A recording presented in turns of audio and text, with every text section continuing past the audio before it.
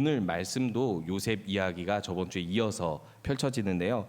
우리가 이 성경 인물들의 이야기를 보면서 다시 한번 생각해 봐야 될 것은요. 이 성경 인물들이 이 당시에 실존했던 인물들이라면, 그리고 또 그 역사 가운데 하나님이 개입하셨다면 이 이야기는요. 우리를 위한 이야기라는 것을 분명히 명심해야 됩니다. 하나님께서는요. 이들에게 나타나셨던 하나님 그대로 우리에게 나타나시고 또 함께 하시기 위해서, 우리를 통해서 하나님의 역사를 이루시기 위해서 이 말씀을 주시는 거거든요. 그래서 요셉을 통해서 하나님이 오늘 이루신 일도, 요셉에 일어난 일들도 똑같이 우리에게 일어날 수는 없을지라도, 그러지는 않을지라도 똑같은 원리로 하나님께서 우리와 함께 하시고 우리 가운데 일하신다라는 것입니다. 오늘 설교 제목은요, 하나님을 담아낼 수 있도록이라는 제목이에요. 그 이유가 무엇이냐면요, 하나님은요 너무나 크신 분이잖아요. 너무나 거룩하신 분이고, 그분의 인격, 성품, 능력, 그분의 사랑, 우리가 상상할 수 없을 만큼 너무나 크죠.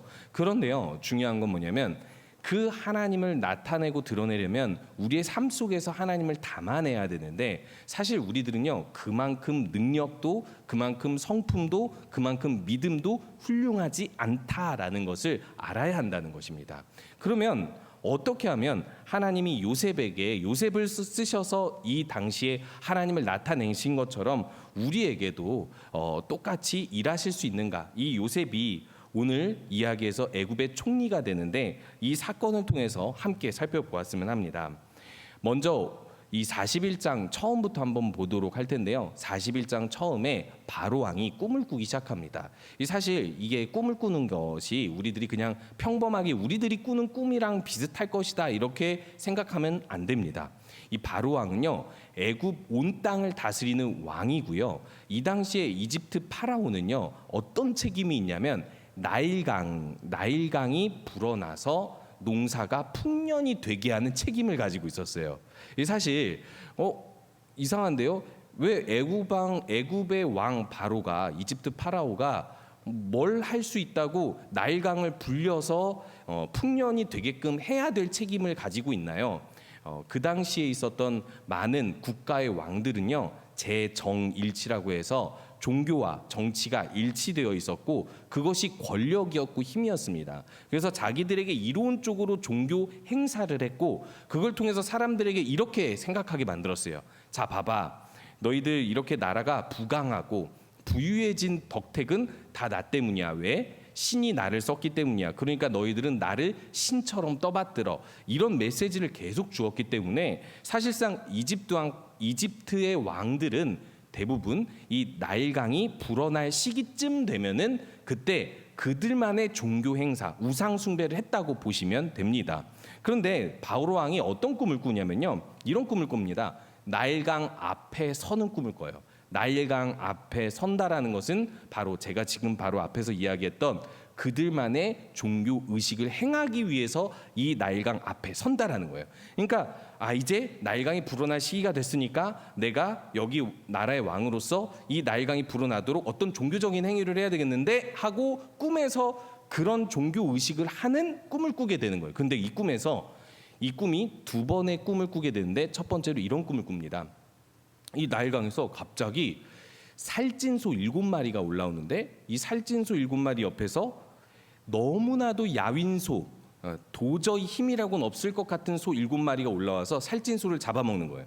여러분, 소가 소를 잡아먹는 것도 이상하지만 채식이기 때문에 만약에 잡아먹더라도 살찐 소와 야인 소 중에 누가 더 강할 것 같아요? 그냥 상상을 해보면 살찐 소가 더 클 거 아니에요. 힘이 세고. 야윈 소는 더 약할 거 아니에요. 그런데 야윈 소가 살찐 소를 잡아먹는 광경을 꿈에서 보게 됩니다. 무슨 생각을 했을까요? 어찌됐든 지금 꿈에서 자기는요 이 나일강을 불려서 풍년을 내게 하는 종교의식을 하는 꿈을 꿨잖아요. 그런데 이 꿈이 약간 불길해. 그러면 바로왕이 생각하기를 이 꿈은 뭔가 지금 우리나라에 흉년이 찾아오게 할 만한 꿈이 될 수도 있겠다라는 추측을 하죠. 그 불길한 마음이 있기 때문에 이 꿈을 잊을 수가 없는 거예요. 그런데 그 다음 꿈을 꿨는데 역시 파릇파릇하게 자라나는 아주 강해 보이는 한 줄기의 이삭, 이 7개의 이삭이 나와가지고는 갑자기 또 동풍에 의해서 이 당시 이 지역은 동풍이 불어오면 풀과 꽃이 말라서 죽어버리는 그런 배경을 가지고 있었는데 그렇게 말라 비틀어진 풀이 또 이렇게 파릇파릇한 풀을 이삭을 먹어버리는 거예요. 그런 꿈을 꾸고 나서 이 바로왕이 이 두 번의 꿈 때문에 너무나도 근심을 하게 됩니다. 왜 근심을 하죠? 이 꿈은 뭔가 불길한 꿈이고 이 꿈은 그냥 단순히 나의 무의식의 세계와 상상에 의한 것이 아니라 어떤 신이 주는 계시라고 믿었기 때문에 그런 것입니다. 이 당시 사람들의 꿈은요 상당히 중요했습니다. 실제로 성경 이야기도 보면 꿈으로 하나님이 계시를 주는 경우가 많잖아요. 왜 그렇죠? 성경이 다 기록되기 전, 더 중요한 건 이 당시에는 모세가 성경을 기록하기도 400년 전이기 때문에 사실상 이때 당시에 요셉도 꿈으로 하나님의 계시를 받고 요셉뿐만 아니라 하나님을 믿지 않는 다른 종교인들도 다른 사람들도 이렇게 꿈으로 신의 계시를 종종 받는 경우가 있었어요. 그 이유를 저도 잘은 모르겠어요. 왜 하나님이 안 믿는 사람들에게도 꿈으로 계시를 주는지. 하지만 이 성경에서의 의미는 분명하겠죠. 제가 이제 설교 준비를 이제 이번 주에 하고 나서 갑자기 아내가 질문을 하더라고요. 우리가 이제 둘째를 이제 위해서 기도를 하다 보니까 아내가 그런 질문을 한 것 같은데 태몽에 대해서 기독교적 관점이 어떠하냐라고 물어보더라고요. 여러분들은 어떻게 생각하세요? 태몽에 대한 기독교적 관점. 그래서 제가 되게 불친절하게 대답했습니다. 태몽에 대한 기독교적 관점이 어디 있어? 그렇잖아요. 기독교적 관점이 어디 있어요? 태몽이 있을 수도 있고 없을 수도 있고 그게 하나님이 주신 걸 수도 있고 아닐 수도 있는데 더더군다나 그것도 똑같죠. 하나님 안 믿는 사람에게는 그럼 태몽을 안 줄까요? 그러면 하나님 안 믿는 사람들이 꾼 모든 태몽은 다 신이 준 태몽인 건가요? 아니면 그 태몽은 신이 안 줬는데 인간이 가지고 있던 어떤 초인적인 능력으로 꿈을 꾼 건가요? 몰라요. 모르는 거죠. 그거를 명확하게 어떻게 증거할 수가 없는 겁니다. 그냥 그들이 자기 생각대로 그냥 믿은 것일 뿐이에요. 태몽에 대한 환상이 있었던 분들에게는 죄송합니다. 저는 그렇게 생각을 합니다. 이거에 대해서 분명히 정리할 수 있는 것은요. 하나님은요. 기독교인이든 기독교인이 아니든 모든 사람들에게 하나님을 알 수 있는 어떤 꼭 성경이 아니라도 다른 방편을 종종 주시기도 합니다. 그렇기 때문에 기독교인이 아닌 사람들도 이런 꿈을 꿀 수 있다고 생각은 하지만 그것이 진짜 하나님이 주신지 아닌지는 아무도 알 수 없다. 아무도 알 수 없다고 생각을 해요. 태몽도 마찬가지입니다. 그런 꿈이 너무나도 중요하고 신의 계시로서 중요하게 생각했던 옛날 시대에는 너무나도 중요했기 때문에 이것은요 실제로 학문적으로 사람들이 연구해서 실제로 당시의 철학자들은요 꿈을 연구하고 이 별자리 점들을 연구해서 지금의 뭐 사주팔자 보듯이 그런 어떤 원리들을 만들기도 했고 그것이 실제로 적중하는 경우가 종종 있었어요. 그것도 왜 그런지는 몰라요. 그것이 진짜 귀신이 준 어떤 능력인 건지 인간이 가지고 있는 초인적인 능력이 숨겨져 있다가 발현하는 건지 아니면 하나님이 주신 것인지는 몰라도 중요한 건 불길한 꿈이든 길한 꿈이든 이 두 가지 꿈에 대해서 누군가가 이치에 맞게 해석을 해줬는데 그 맞게 해석한 것이 실제로 이루어지면 그 사람은 역시 이 사람은 신이 사용하는 사람이고 신이 꿈을 해석할 수 있는 능력, 지혜를 준 사람이다라고 여러 사람이 믿었다라는 거예요. 그런데 오늘 바로왕이 이 꿈을 왜 꿨겠어요? 이 꿈을 꾼 이유는요. 이 바로왕의 꿈을 요셉이 해석함으로 인해서 요셉이 애굽의 총리가 되고 하나님께서 예비하신 구원을 이루어서 하나님의 이름을 이 땅에 알리기 위함인 것입니다. 그런데요, 제가 오늘 주목할 사실은요, 애굽의 총리가 요셉이 됐다, 요셉이 바로왕의 꿈을 해석할 능력을 가졌다, 이것이 아닙니다. 왜 하나님은 요셉이 이렇게 꿈을 해석하기까지 바로왕의 꿈을 통해서 애굽의 총리가 되기까지 13년 동안 요셉을 돌리고 돌리셔서 여러 가지 많은 환난 가운데 처하게 하시고 또 여러 가지 많은 상황과 이해할 수 없는 환경 가운데 두셨는지를 말씀드리고 싶은 거예요. 결국에는 오늘 이 창세기의 이야기, 애굽의 총리가 된 요셉의 이야기는요, 바로왕의 꿈을 해석한 은사를 받았다에 있는 것이 아니라 그때까지 하나님이 요셉을 왜 그렇게 인도하셨는지에 있기 때문에 그런 것입니다.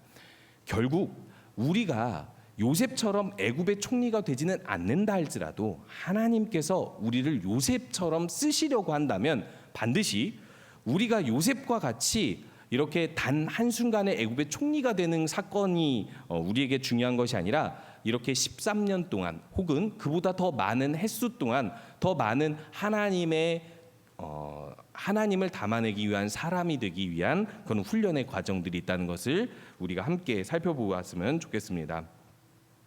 오늘 이 바로의 꿈을 해석하기 위해서 바로가 제가 앞에서 이야기했던 대로 지혜자들, 철학자들 그리고 꿈을 해석할 수 있는 점술가들 다 끌어모아서 물어봅니다. 그런데요, 아무도 이 꿈을 해석할 수가 없었어요. 아마도 이들이 항상 이렇게 해석할 수 없었던 것은 아닌 것 같고 이들이 해석할 수 없게끔 하나님이 꿈을 주신 것 같아요. 하나님만 이 꿈을 해석할 수 있다는 것을 알리기 위함인 것이겠죠.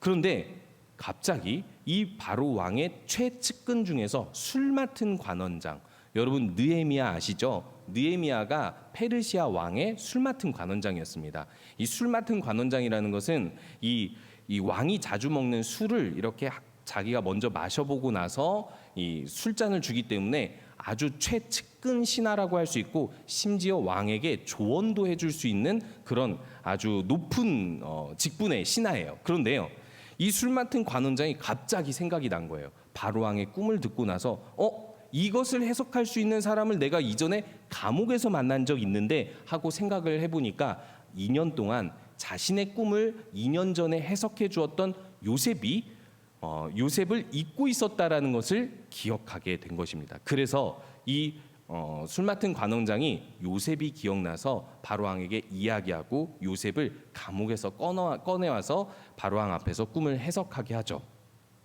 그리고 이 요셉은 여기서 꿈을 해석함으로 인해서 우리가 잘 아는 대로 7년간의 풍년이 있을 것이고 그리고 그 다음 7년간의 흉년이 있을 것이기 때문에 곡식 저장 창고를 만들어서 7년 동안 우리가 5분의 1씩 곡식을 저장해서 그 다음 7년을 대비하면 애굽뿐만 아니라 이웃 나라까지도 먹여 살릴 수 있는 어떤 경제적인 대비책이 될 테니까 이것을 대비하기 위한 좋은 총리를 세우라고 애굽이 아니라 요셉이 바로왕에게 조언을 하게 됩니다. 그리고 나서 바로왕이 요셉을 총리로 세우게 되죠. 어떻게 이런 일이 일어날 수 있었던 걸까요? 요셉은 우리가 앞에서 이야기했던 대로 그 요셉이 형들에 의해서 노예로 팔려오게 되잖아요. 그때 나이가 17살입니다. 그리고 그 17살 때 팔려와서 어쨌든 노예 생활을 하다가 저번 주에 우리가 살펴본 것처럼 하나님이 요셉이 하는 일마다 형통하게 하셔서 보디발이라는 주인이 요셉에게 가정 총무로서 이 가정의 2인자로서 모든 가정의 일들을 맡겨요. 그런데요, 요셉이 20대 중후반 계속 점점 더 신분이 높아지면서 일을 잘해서인지 아니면 하나님이 형통하게 해주셔서인지 몰라도 요셉에게 어떤 후광 효과가 일어났는지 당시 있었던 보디발의 아내가 요셉을 탐내기 시작했고 요셉을 유혹하기 시작했습니다. 그런데 요셉이 그것을 거절하니까 이 아내는 이 요셉을 계략적으로 자신을 범했다라고 누명을 씌워서 감옥에 보내게 돼요. 보디발이 그 바로의 친위대장, 경호대장이었기 때문에 그가 소유했던 감옥이 있었고 여기에는 왕의 주요한 신하들이 갇히는 감옥이었습니다. 그런데 거기에 요셉이 들어가게 되었고 거기서도 하나님께서는 많은 간수들을 도와서 일하게 하셨고 거기서도 요셉을 형통하게 하셔서 이 감옥의 모든 일들이 안정적으로 이루어지게 하셨어요. 그리고 거기서 술 맡은 관원장과 떡 맡은 관원장이 들어왔을 때 요셉이 그들의 꿈을 해주게 되면서 요셉은 이 일을 계기로 말미암아 이 감옥에서 나갈 수 있는 기회를 얻게 됩니다. 그런데요, 술 맡은 관원장이 이 일을 2년 동안 잊어버리고 얘기하지 않아서 요셉은 2년 동안 그 감옥에 더 있게 됩니다.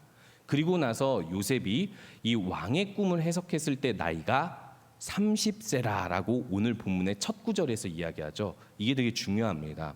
애굽의 문서에 의하면 애굽의 공직자들, 고위 관리직에 있는 사람들의 최연소 나이는 무조건 30세가 원칙입니다.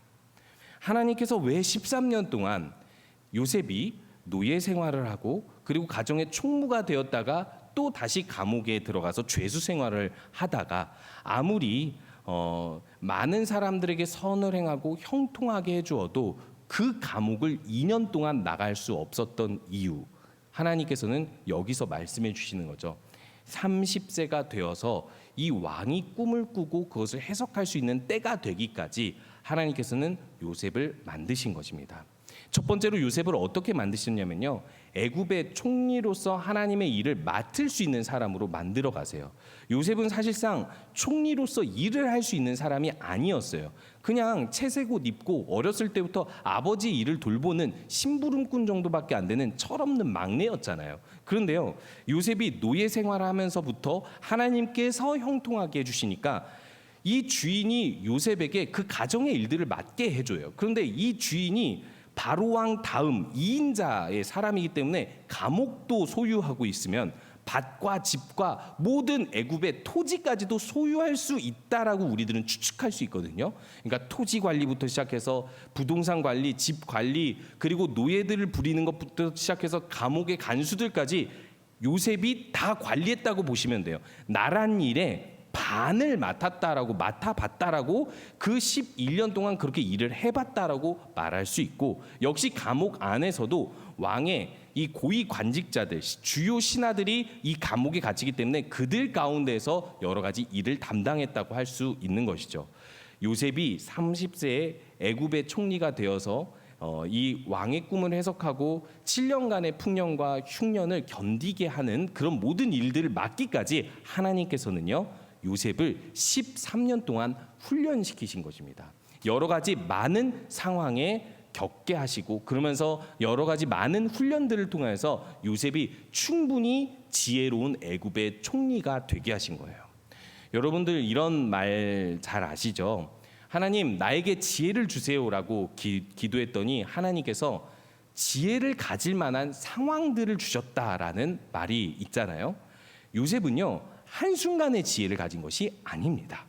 요셉은 13년 동안 여러 가지 악한 일들, 여러 가지 뜻밖의 일들, 억울한 일들을 당하면서 하나님이 인도하시는 대로 자신이 생각하지 못했던 상황과 형편들을 겪으면서 일들을 배워왔고, 그 일들이 자기가 나중에 어떤 일을 하게 될지는 몰랐지만 하나님께서 예비하신 일들을 할 수 있는 배경이 된 거예요. 모든 것이 하나님의 인도하심이었다라는 것이죠. 그렇다면 우리들은 어떻습니까?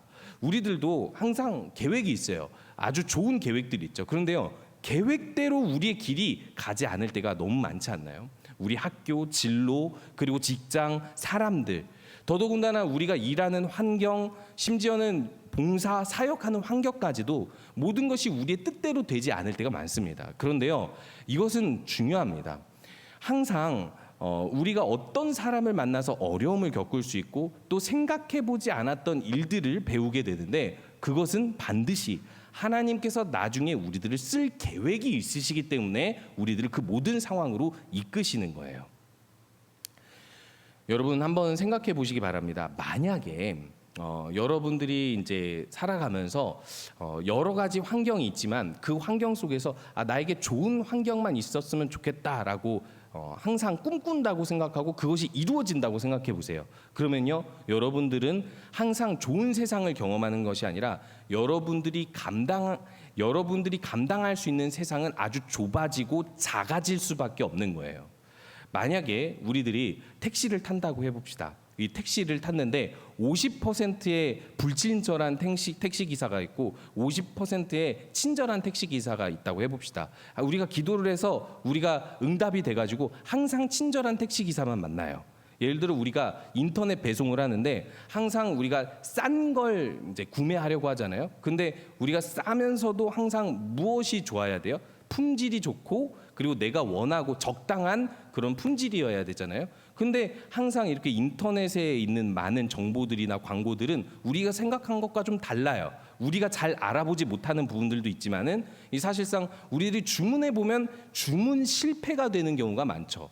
근데 항상 그것들이 내가 생각한 대로 어떻게 그냥 대충 했는데 모든 것이 계획대로 잘 된다고 생각을 해보세요. 그러면은요, 우리들은 더 좋은 실력을 쌓을 수는 없는 것입니다.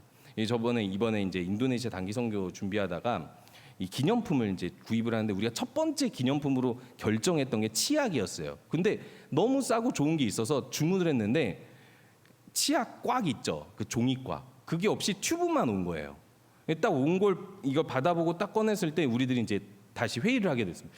이걸 어떻게 하지? 이거를 그냥 비닐팩에 포장해서 갈까? 아니면 꽉이 있는 걸 다시 주문할까? 그러니까 여러 의견이 이건 진짜 너무 성의 없어 보인다. 꽉이 있는 것으로 주문했으면 좋겠다. 이렇게 해가지고 하여튼 그것을 환불 요청을 해가지고 다른 물품으로 바꿔가지고 갔거든요. 그런데 이런 것처럼 사실 우리들이 이 세상에서 불편하게 하는 사람, 불편한 일들을 겪어야지만이 우리들은 성장한다는 거예요. 세상에는 나쁜 사람들이 많아요. 그리고 세상에는요, 우리들이 생각지 못한 여러 가지 상황과 환경들이 많은데 그 모든 환경들을, 그런 모든 상황들을 우리가 겪어야지만이 그 다음에는 그 모든 것들을 예상하고 예측하고 피할 수 있는 능력이 갖추어지는 것이죠. 그렇기 때문에 사실 요셉도 하나님께서 이렇게 이끌어 가신 것입니다. 만나지 말아야 할 사람들을 못 만나게 하신 것이 아니라 어떻게 보면 자신의 가족 형제들부터 나쁜 놈들을 만난 거잖아요. 누가 아무리 옛날 시대라고 할지라도 이 가족 구성이 아무리 많고 서로 시세만다 할지라도 누가 동생을 팔아 넘깁니까? 그런 가족이 어디 있어요? 그런 가족부터 시작해서 이런 억울한 일들을 당하고 감옥에서 죄가 없이도 고난을 담당할 수 있어야 되는 이유가 하나님의 일, 하나님의 큰 일을 담아내는 사람이 되기 위해서였던 것이죠. 요셉은 몰랐습니다.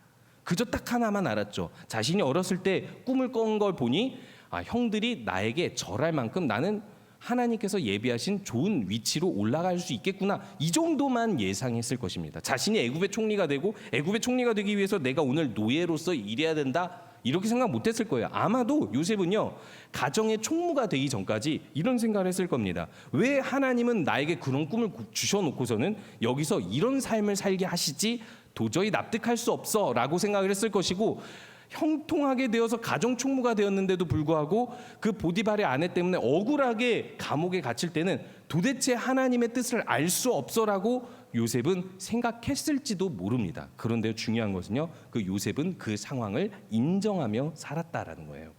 우리들에게 펼쳐지는 모든 하나님의 섭리가 이루어지려면, 하나님의 계획이 이루어지려면 우리들은 그 모든 우리가 생각지 못했던 상황과 형편들을 감당해낼 수 있는 믿음을 가져야 됩니다. 누구에 대한 믿음이죠?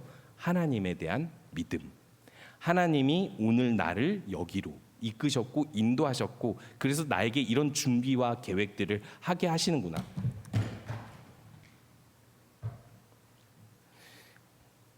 물을 항상 내려놓을 걸 그랬어요. 항상 생각을 하면서도 안 하는 것 같아요. 자, 그렇기 때문에 그뿐만 아니라 하나님께서는 그렇게 우리들을 인도하시는 분이라는 것을 기억해야 합니다. 그런데요, 한 가지 더 있습니다.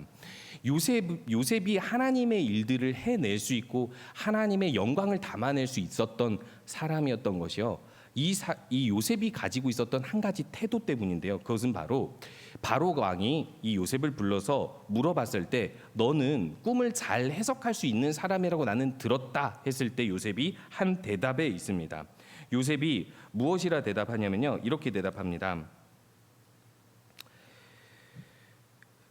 16절에 요셉이 바로에게 대답하여 이르되 내가 아니라 하나님께서 바로에게 편안한 대답을 하시리이다. 요셉은요, 자신이 분명히 술 맡은 관원장과 떡 맡은 관원장을 2년 전에 꿈을 해석했었던 사람으로서 자신이 능력 있고 하나님이 내게 은사를 주셨기 때문에 나는 반드시 당신의 꿈을 해석할 수 있습니다 라고 이야기할 수 있거든요. 그렇게 생각할 수 있거든요. 어떻게 보면 우리들은 하나님이 주신 능력을 내 것이라 생각할 때가 많잖아요. 그런데 요셉은 그렇게 말하지 않고요, 그렇게 생각하지 않고 이렇게 말합니다. 하나님이, 내가 아니라 하나님이 당신에게 답을 주시리이다 라고 이야기합니다. 이걸 다른 말로 바꾸면요, 오늘 내가 당신의 꿈을 들어도 하나님이 허락하시지 않으면 당신의 꿈을 나는 해석할 수 없습니다라는 뜻이에요. 그리고 좀 더 다르게 표현하면요, 하나님이 함께 하시지 않으면 오늘 나는 이전에 했었던 일도 완벽하게 이룰 수 없습니다. 제가 신뢰하는 분은 하나님입니다. 하나님이 당신에게 답을 주실 것이고, 나는 오늘 당신이 나에게 꿈을 이야기해 주면 그 꿈에 대한 답을 하나님에게서 찾겠습니다 라는 태도로 오늘 이 바로왕에게 답을 주고 있습니다. 이것은요, 요셉이 살아왔던 삶을 대변해 주고 있는 거예요. 저는 항상 저의 모든 인생의 해답을 하나님에게서 찾았고, 하나님이 내게 답이 되어 주셨기 때문에 모든 사람들의 문제에도 저는 성경을 통해서, 하나님 말씀을 통해서 답을 줄 수 있습니다라고 이야기를 해주고 있는 거예요. 그런데요, 요셉 시대 때에는 성경이 기록되지 않았을 때잖아요. 비록 유대인들이 구전된 말씀을 들어왔다 하더라도 모세가 성경을 왜 기록했겠어요? 분명하지 않기 때문에 그래요. 구체적이지 않기 때문에 그런 것입니다. 모세가 하나님의 영감으로 성경을, 모세오경을 처음 기록했었던 이유가, 많은 유대인들이 아브라함 때부터 구전돼 왔던 어떤 하나님의 이야기가 있을지언정 그 말씀이 하나님의 계시로서 분명하고 구체적이지 않았기 때문에 기록된 거예요. 그렇다면 요셉에게도 불분명하죠. 요셉에게도 구체적이지 않습니다. 요셉이 물론 성경에 기록된 데는 하나님이 주신 꿈 2번밖에는 하나님이 구체적으로 준 계시가 없거든요. 요셉에게 아무것도 야곱이나 아브라함에게처럼 구체적으로 계시를 주지 않습니다. 그러나 요셉이 붙든 사실이 하나가 있죠. 그게 무엇이요? 아브라함, 이삭, 야곱이 받은 약속, 하나님이 이 야곱의 아들들로 말미암아 크게 번성하게 해주시라는 하나님의 약속, 하나님의 백성이라는 정체성, 그것을 놓지 않았던 거예요. 그것을 배경으로, 그것이 요즘 말로 이야기하면 신학이고 교리였던 거죠. 그것을 배경으로 자신의 꿈을 풀이하고 해석해 왔던 거예요. 하나님이 분명하게 알려주시지 않아도 그렇게 해석해 왔기 때문에, 그것을 붙들고 답을 찾아왔기 때문에 요셉은 그 어떤 시험에도 무너지지 않고 여기 30세 애굽 총리가 되기까지, 하나님의 완벽한 뜻을 이루기까지 감당할 수 있었던 것입니다. 자, 그러면 우리들은 어떻게 살아야 할까요? 꿈을 꿔야 되는 게 아닙니다. 성경에서 하나님이 우리에게 주신 계시, 이 말씀에서 하나님의 답을 찾아야 된다는 거예요. 우리의 인생이 잠깐 어긋나고 내가 그것을 감당할 수 없는 상황에 빠진다면 우리들은 성경에서 답을 찾아야 된다는 것이고, 우리 주위에 많은 사람들이 어떤 환난과 어려움에 처하면 그들에게도 역시 성경에서 답을 찾아 알려줄 수 있는 능력이 있어야 된다는 거예요. 이게 바로 요셉이 가졌던 능력이고, 이게 바로 그리스도인의 능력입니다. 왜 하나님께서 술 맡은 관원장과 떡 맡은 관원장도 하나님을 안 믿는 사람들이고, 바로 왕도 하나님 안 믿는 사람들인데도 왜 그들에게 꿈을 주셨을까요? 기독교인이든, 그러니까 당시에 하나님 믿는 사람들이든 안 믿는 사람들이든 동일하게 꿈을 통해서 하나님이 계시해 주기 때문에 그런 거예요. 일반인들이 하나님을 알 수 있는 접촉점, 방편이 이 당시 꿈밖에 없었던 거예요. 내 꿈을 해석할 수 있는 너의 신이 진짜다라고 인정하게 해준다라는 것이죠.